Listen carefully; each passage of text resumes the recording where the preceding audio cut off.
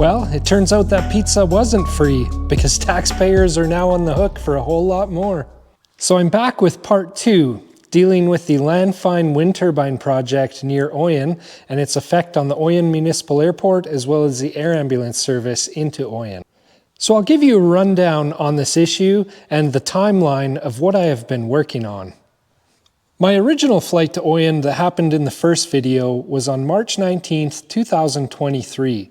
On the day following that flight, I wrote an email to the Oyen Mayor, Doug Jones, on March 20th, 2023, and I was ghosted.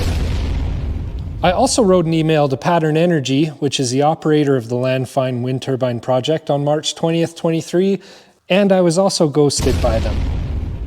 I wrote NAV Canada on March 20th, 2023, and through correspondence with NAV Canada, along with sending them screenshot photos of my GoPro footage of the departure, they had an updated NOTAM issued for the Oyen Airport by March 28th, 2023, roughly 8 days after I reached out to them.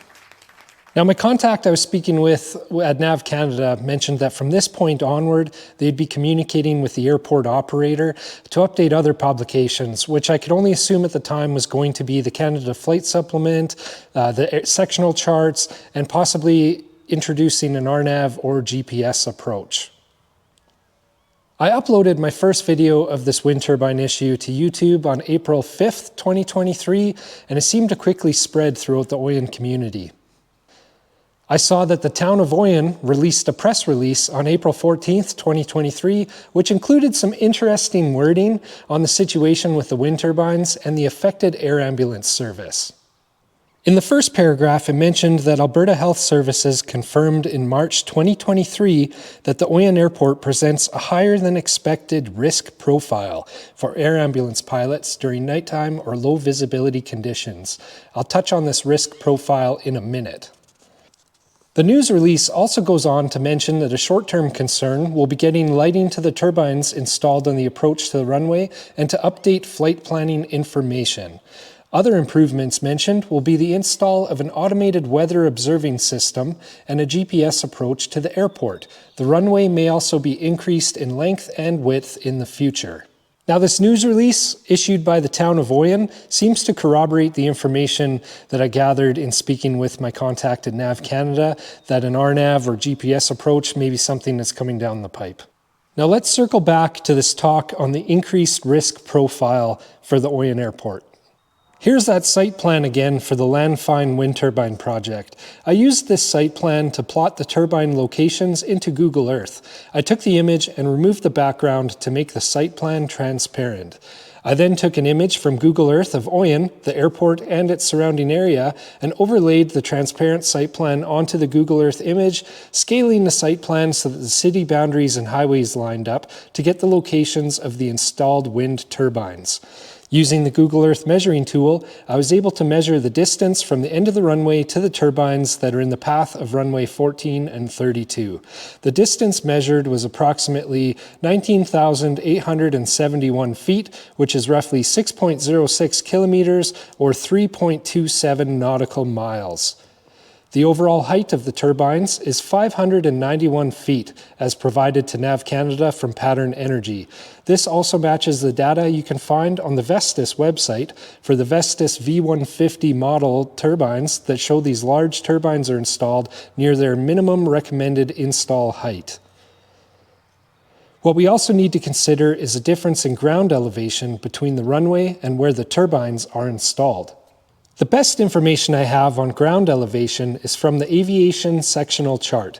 It lists the Oyen Airport as being 2,498 feet above sea level, and the closest point data to the location of the two turbines is 2,559 feet above sea level.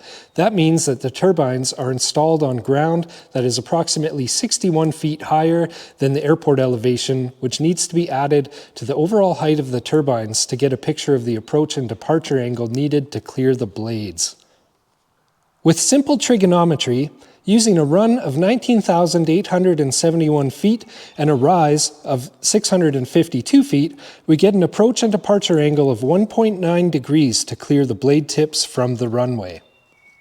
Now, 1.9 degrees for an angle to clear the blade tips doesn't seem like much, or is it? The standard approach to a runway is 3 degrees. Airports with a precision approach path indicator lighting, or PAPI lighting for short, are usually set to a 3-degree approach. This lighting consists of a series of red and white lights. When you see 2 red lights and 2 white lights, that indicates that you are on the proper approach. If you are low, you'll start to see 3 red and 1 white light, or at the bottom of the range, you'll see all 4 lights red. The lower range on a standard approach is 2.3 degrees, meaning by the time you see 4 red lights, you are less than half a degree of an approach angle to striking the blade tips of the turbines. A 2.3 degree angle from the end of the runway would place an aircraft only 145 feet from the tips of the blades. Now, the Oyen Municipal Airport doesn't even have these lights. The only lighting that exists at the municipal airport is runway lighting at the thresholds, which is the end of the runway, as well as perimeter lighting along the sides of the runway. There's no specialized approach lighting, there's no instrument approach, and there's no GPS approach, which means that any pilots flying into this airport are flying strictly on a visual approach of what looks right to them. So pilots flying into this runway rely on visual cues on what the runway profile looks like. An approach that is too low will make the runway look flatter. To add to human factors, pilots flying from larger airports like Medicine Hat or Calgary with much wider and longer runways can fly to a smaller town like Oyen and unintentionally make too low of an approach because in their mind, they are trying to make Oyen's smaller runway look more like the larger runway they are used to flying into for their visual reference. With all this in mind, you can see how this airport with a 1.9 degree minimum clearance angle to the blades now represents a higher risk profile. Now, I'm not going to make this video where I just complain the whole time and don't come up with any solutions. So what are some fixes for this issue at the Oyen Airport? Well, for starters, and it seems like the town of Oyen is on board with making this happen, is a GPS or RNAV approach. For the non-pilots watching this, what that means is a GPS or RNAV approach will put several breadcrumb points in the sky that an aircraft with aviation GPS can follow these points on a precision approach that will clear the blade tips with a higher margin of safety and guide them into the runway. Now, aviation GPSs aren't something like where you can go down to Best Buy and spend $250 and slap a GPS on the dash. Well, aviation GPSs are very costly. $15,000 to $20,000 or even more for the install of a GPS system into an aircraft. So for the general aviation world with their small aircraft, a lot of them simply don't have GPS, so they'll still rely on a visual approach. That's where another solution that would be really good for the Oyen Airport would be that precision approach path indicator lighting, or the PAPI lighting, to install that at the Oyen Airport, but adjust it so it's at a steeper angle than the standard 3-degree approach. That would mean that an aircraft can follow visual cues to lighting, so aircraft that don't have the GPS can still make a safe approach into the airport using maybe, let's say, a 4.5 or 5-degree approach that'll give a higher margin of safety to clear the blade tips and still be able to guide them safely into the Oyen Airport.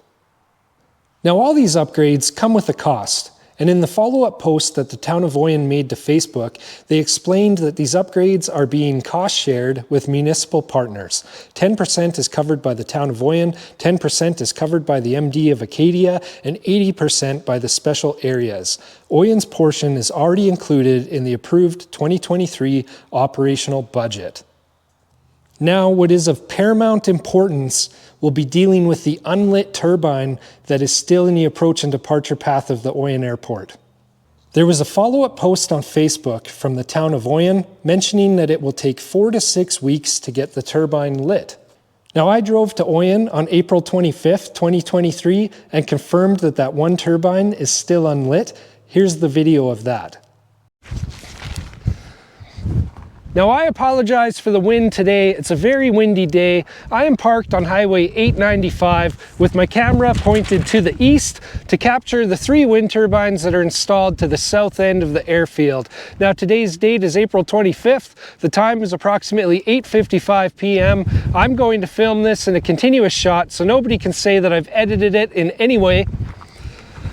Just to prove the date, I've brought a copy of today's newspaper, the Medicine Hat News, and today's date is Tuesday, April 25th, 2023.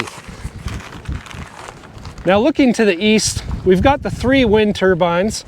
Now, the closest wind turbine is lit, There's a red light at the top of the mast as well as a red light midway on the mast. The furthest east wind turbine is also lit. That's the one that's to the left in my shot. That one is lit in the same manner with a red light at the top of the mast as well as midway on the mast. However, the middle turbine out of the three is completely unlit. Now, I would argue that that's in contravention of the Canadian aviation regulations, and we'll see what Transport Canada has to say about that.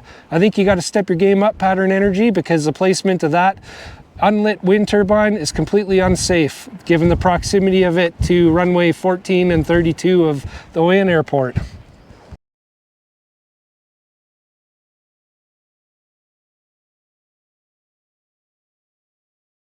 Now, one Oyen resident told me that these turbines have been installed for almost 2 years.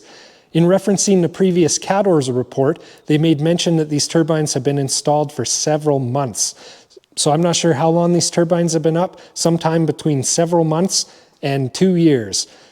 So with that in mind, I have reported Pattern Energy to Transport Canada, and so can you.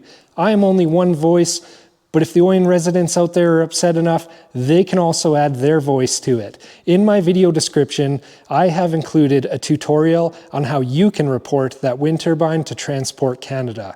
I've included the approximate coordinates. I've included a link to the Transport Canada website to guide you through making your own complaint. The clock is ticking, Pattern Energy. The clock is ticking for you to make things right.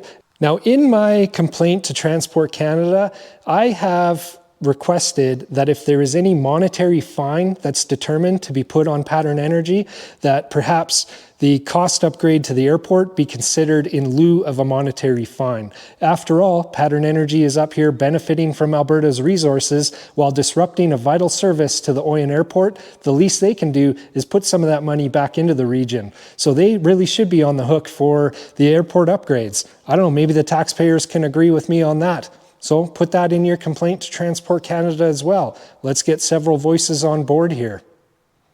Now, it's kind of sad that it took my first video to put a little fire into the pants of some of the people that make the decisions, but I guess that's how politics goes. I want to thank all the Alberta pilots that banded together. I want to thank all the Oyen residents that banded together and the people from the surrounding communities around Oyen, the MD of Acadia, the special areas residents, for reaching out to the town of Oyen, reaching out to Alberta Health Services to confirm the situation does exist. Now let's all band together as one voice to get the airport to operate safely so that we can restore the fixed wing air ambulance services into Oyen, and also to keep an eye on Pattern Energy. Let's make sure that every single wind turbine that they now install into the area complies with the Canadian aviation regulations so that we don't have to go through this entire treadmill again. Thank you for watching, and I'll see you on the next video.